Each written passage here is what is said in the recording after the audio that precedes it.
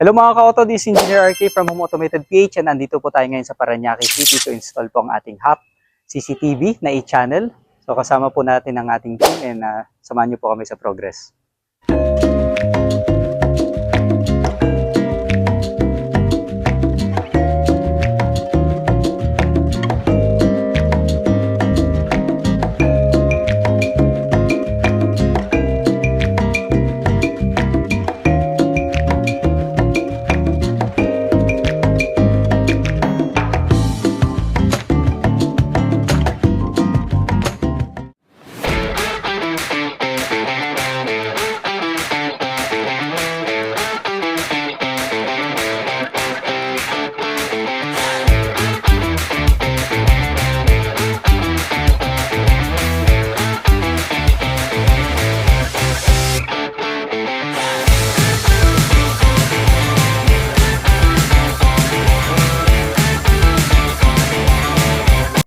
Hello mga ka-auto, so i-rundown natin yung ating mga cameras. So nakamount na yung 7 cameras natin. Meron lang tayong natira pang isa dahil hindi pa tapos yung sa may kisame and i-install na lang yan pagbalik.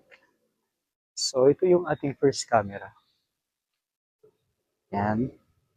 Outdoor camera siya and then kanyang field of view is dito. Yan, sa may perimeter, front perimeter. Sa may main gate, saka yung ating pedestrian gate. And yung ating second camera naman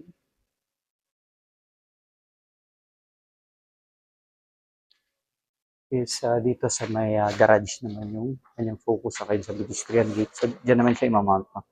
Yung nakikita nyo is open pa yung ceiling. And so, hindi pa natin siya may mount kasi ang location niya is dyan sa corner. So, kailangan natin yung ceiling matapos bago natin siya i-mount. So, pagbalik na lang po yan pag nag-configure na tayo. So, pero yung wire natin is nakaabang dyan sa taas. And, naman tayo sa loob. So, ito naman yung sa living room area. Yan, sa aking likuran, yung living room. And ito naman yung ating third camera. Yan. So, nakamount na rin, dome type. Field of view niya, living room. And yan naman, ito naman yung pool area. So meron tayong isa ring outdoor cam dito. So ang focus naman niya would be sa pool area. So 1, 2, 3, 4 cameras. Dito naman tayo sa may puntang second floor. So sa ating likuran. Yan. Ito naman yung ating fifth camera. And makita nyo rin yung isang camera kanina. Okay, so yun. Full camera. Pinakita natin kanina. So ito yung view from the second floor. Balcony. So fifth camera. Ang field of view naman ng fifth camera dito sa staircase is itong rooms. Yan, sa ating likuran. So, hindi mo masabi kung sakali may pumasok sa rooms na hindi kilala, huwag naman sana, pero at least captured siya nung camera. So fifth camera. Then sixth camera. Sa ating likuran. 6. So ito naman yung dito sa may balcon sa taas, second floor. And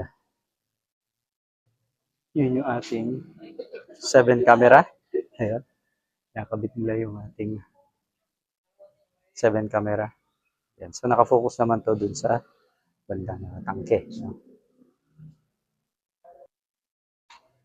Yun. So dito naman yung location ng ating HAP CCTV monitor saka yung ating cabinet. Diyan. So nakaabang na lahat yung mga wires. Ito nyo. Yan. So, gano'n kapal yung mga wires natin. No? Kaya 3 molding yung ginamit natin dyan. Makapal siya. And gusto natin nakatago siya. As much as possible is malinis yung finish na. Wala tayong wires na naka-expose. So, yun yung main objective pag nagkakabit ng HAP CCTV. So, kailangan very clean, very smooth yung finish. Okay? mas possible iniiwasan natin yung moldings hangga't kaya. Pero pag sa state na malapit na nga or nasa finishing stage na yung property, so di maiwasan meron konting moldings. Kaya it's better na during the design phase po ng inyong property, doon na kayo magpalagay ng CCTV system, no? Dahil mas malaking chance may tatago natin lahat ng wires. Kasi pag finishing na, last minute decision na magpakabit ng CCTV, so yun nangyayari, nagkakaroon ng moldings na hindi maiwasan. Pero sa atin naman, as much as kayang dukutin, kayang akyatin sa kisame, ginagawa po natin para maitago lahat ng mga wires. Okay? And doon tayo sa ating last camera. So, last camera natin is dito sa may dirty kitchen. Ayan. Ayan. So, ongoing construction pa, no? So, may pa. Marami pang babaguhin dito. Yan, gaya niyang bubong. Yan, papalitan nila ng bago. Pero at least nakaabang na yung ating camera dito. Okay. So, yan yung 8 camera natin. Yan. So, ito yung kitchen. Okay. So, yung mga kauto yung ating rundown para sa ating HAP CCTV system. So, yun mga kauto, yung rundown ng ating HAP CCTV system, and isusunod na po natin yung installation ng ating data cabinet and monitor. Okay?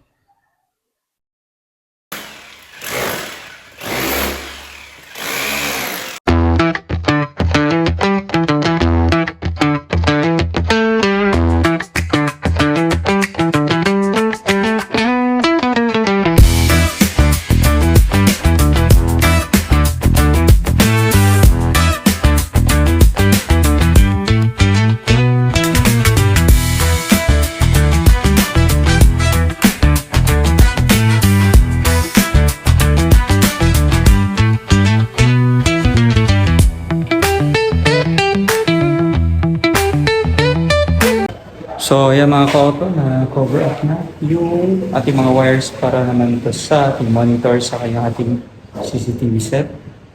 Okay. And next is i-attach na yung ating data cabinet sa kanyang ating monitor. Then, i-finish natin para wala makita ang wire na naka-expose.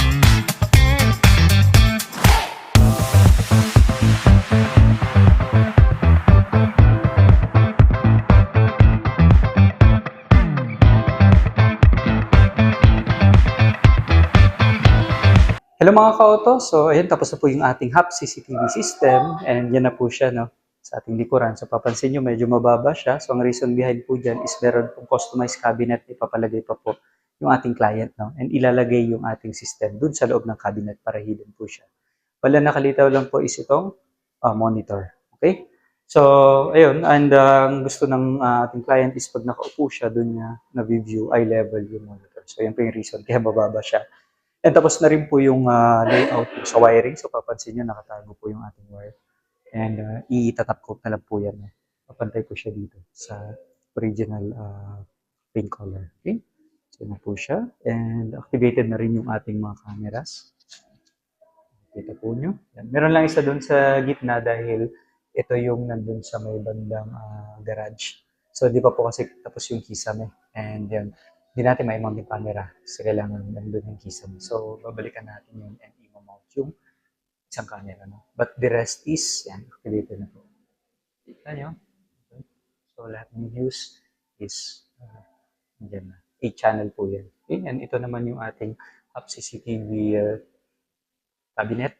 Yan, para very neat, wala kayong makikita ng wires kahit dito nakatago po yan. And ito lang yung makikita nyo naka-expose. Okay? So, yan po.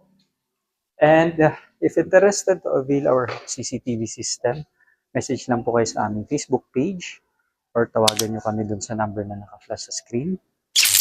And again, this is Engineer RK from Home Automated PH. Empower your home.